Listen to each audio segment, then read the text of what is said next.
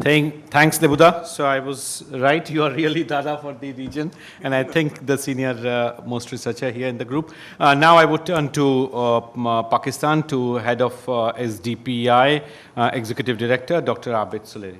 Abid bhai. Thank you, Sachin. And it reminds me of the days when we were a lot younger and Deepapriya Bhattacharya was as young as he is today. And all of us, we had networks working on WTO, and it was a huge success. So the whole negotiation of Nepal's accession to WTO, how South Asia should have its own agenda and how to safeguard and protect its interest in WTO negotiations. So all of this, I think most of us, we have been involved in it, and we have been doing it. So first, I think I'll endorse everything that Bhattacharya has said. I'll just add a few things, the benefit of having this. I think think tanks, we have a couple of advantages, and the first and foremost advantage in our part of the world, where popularism and populist demands, they are somehow influencing the policies. I think think tanks, by virtue of their objective research and by virtue of their voices that they can have based on evidence, backed by evidence, they can bring some sanity to this popularism and those populist demands, and they can keep policies on track. Second, in the environment of political mistrust, I think exchange of data become extremely difficult on at a government-to-government level. I think tanks, they can fill in that void. They can somehow do this exchange of data without getting labeled as traitors. And of course, then they have the forces of convening power, so they can do this dialogue, one and a half, if not completely track one, but at least track one and a half dialogue they can convene. Because looking at most of us who are sitting on the panel, or most of us who are sitting among the audience, except youngsters, of course, who has to lead the way in future. So looking at the evolution of think tanks in South Asia, I think we started 20, 30 years ago when the dream was to get access to policy makers. Now we are at a position where we have to make policies ourselves, and now the dream is not to get access. Now it is when your prime minister or minister sends you a WhatsApp message and he asks for a policy that you need to present tomorrow. And that has become extremely tricky, because it is not only that there's a lot of trust posed on all the think tanks present in this room, but it is make or break point.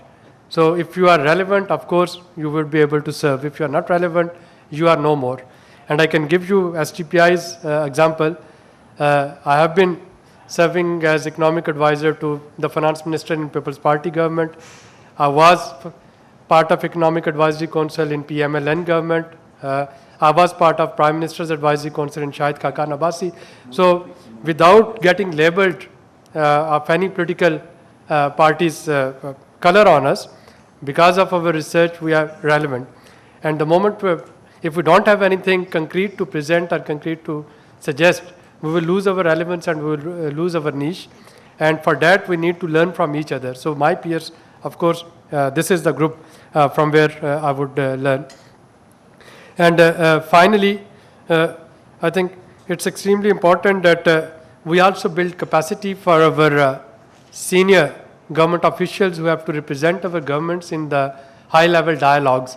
And we know that SDGs, it's a multi-dimensional concept. No single ministry, no single minister, no single think tank, no single bureaucrat, individual bureaucrat can claim that he or she has expertise in all the 17. But when they represent us in those high-level meetings, it's only one person who has to represent. So that's where we can engage and we can build their capacity. As Dibu rightly mentioned, we can have at least one organization from each country to begin with. We can have virtual secretariat, maybe here in India. Of course, Nagesh and Sachin are here, so it would be much easy for them to steer it.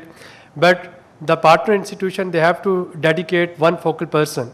So many a times I have seen these networks and partnerships not working because the executive directors who are present in this meeting, they would go back and they would be busy in their mundane tasks, and then there is no one to follow up or no one to respond to emails.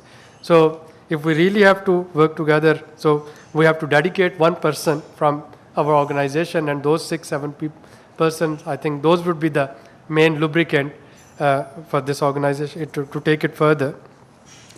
And then one of the output, apart from many others that Debu mentioned, I think we need to come up with some sort of South Asia the state of sustainable development goals. So not naming and shaming, but trying to be more diagnostic and more prescriptive in our output, where we can tell that this has worked in country A, in country B, in country C. So if any of the countries they are lagging behind, perhaps this is what they can learn, or this is what they should not do.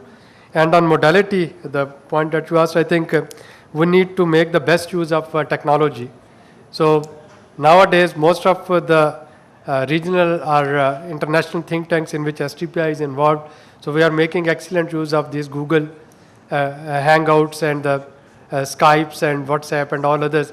So I think this is one of the way to break those visa barriers and time constraints and resource constraints. When it comes to resources, we need to do two type of mapping in our individual organizations. One is our mapping of our research areas where we are strong, and mapping of our weak areas where we don't have expertise or where we haven't done anything at all, so that we can see that how we can complement each other. And second, if we can share our work plans relevant to sustainable development goals with this network, so we would know in advance that which organization is working on which particular aspect. So if I have to send my team to do some field work on climate change, or on energy, on Goal 8, and if I get some questionnaire from the secretariat where they say that, okay, you are doing this work, why don't you collect some primary or secondary data on this issue too, it would be much cost effective. So by picking back what we are already doing, I think we can contribute towards this regional report, and we can contribute towards the other broader objectives, that is evidence-based policy recommendation and building capacity of our negotiators. I'll stop here. Thank you. Thank you. Thanks, Abid Bhai, for a very comprehensive response to the key issues that we identified. Now, we turn to our young colleague, and I think the only lady on the table whom we approached just a minute ago.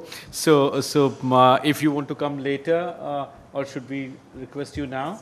It's fine. Okay. So IPS is a. People are always ready. They are always ready. That's the advantage of being young. So please, B. Chintani, the floor is yours. She represents IPS Sri Lanka. First of all, thank you for this unexpected promotion to the head table. Like you very rightly noted, sir, we've had a full house for 3 days, so I would say clearly we are all very committed to expand our understanding on cross-regional perspectives on SDGs.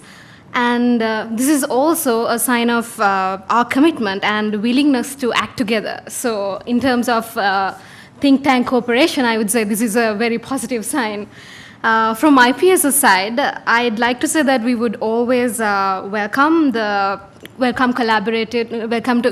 opportunity to collaborate on research and dialogue with our South Asian neighbors. And as part of the IPS team that compiled the Sri Lanka VNR, I'm personally willing and very eager to share our experience with the Pakistani team if at all necessary.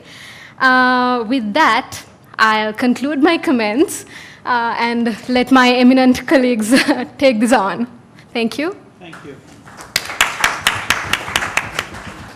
So thanks. She will be possibly the one who will be doing 2030 at the final.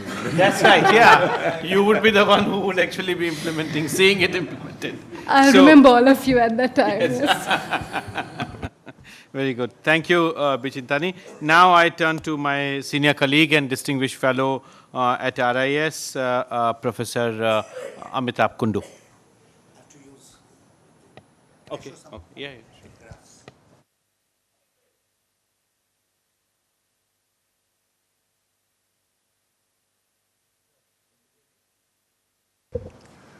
Colleagues and friends, let me begin with a story. Devuda told us 2 days ago the grandmother's story. I would tell you my granddaughter's story. When I was leaving today, he told me, Dad, Papa, Nana, you have a medical problem.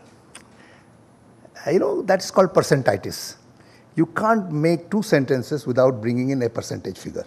Can you today forget about the percentages and talk a little more practical sense? Honestly, that is a great disadvantage when I speak about the network of think tank institutions. Because I thought, when I got the invitation from my Director General, I couldn't say no, because this is not an area where the information base is so low.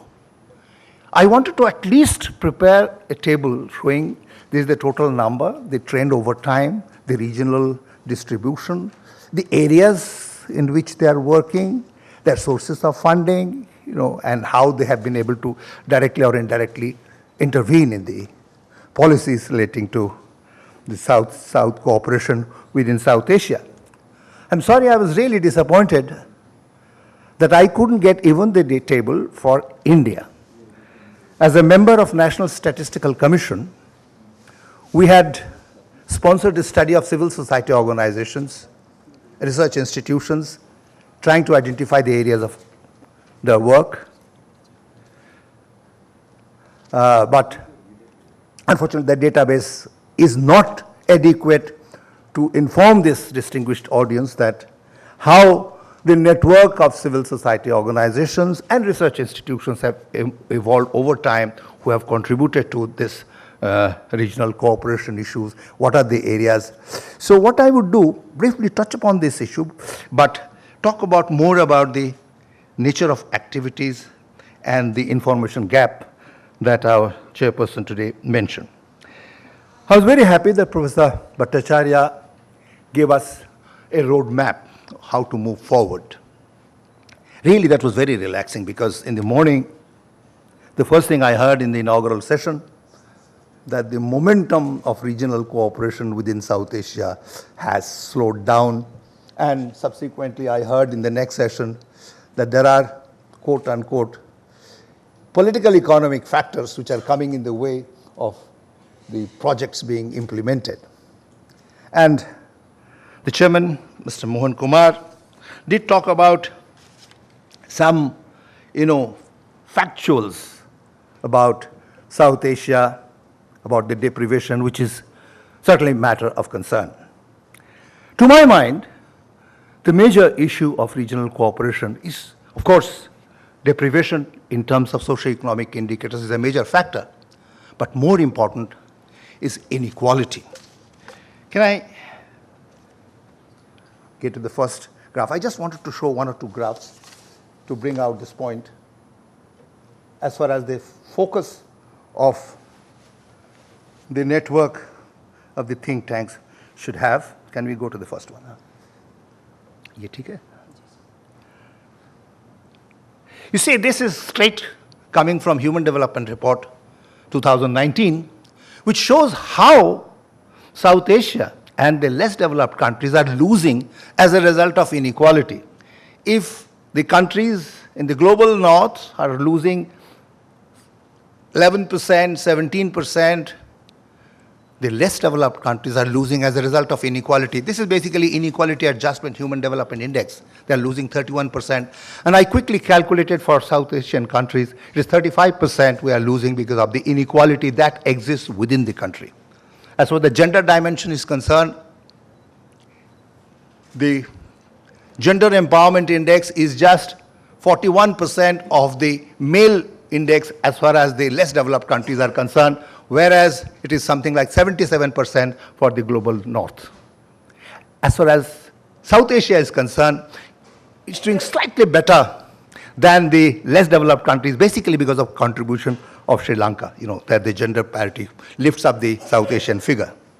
I quickly calculated the inequality across the countries in South Asia, and taking the clue from Professor Chaturvedi in the morning session, he did mention that we should look at South Asia in a slightly larger context, bring in the East Asian countries as well and also some of the Pacific countries. And you do find that inequality, as far as, I calculated in terms of coefficient of variation over a period of time. I want to show the latest one. The inequality in terms of income, PPP, for South Asian countries is something like 55%. Less developed countries at 51, 52%, compared to the global figure of something 48%. Not much higher, but still the income inequality across the countries is very high. But more important is health and education. The inequality is 3 times more as far as the less developed countries are concerned, as far as South Asia is concerned. The point that Deepak Nair was mentioning this morning, that this is a liability, the sharp inequality that we have in health and education, because as they are moving out from the trade and investment in productive sectors to the social sectors, the sharp inequality that we have in our countries across gender, across social groups, across regions is certainly a major problem to be addressed. And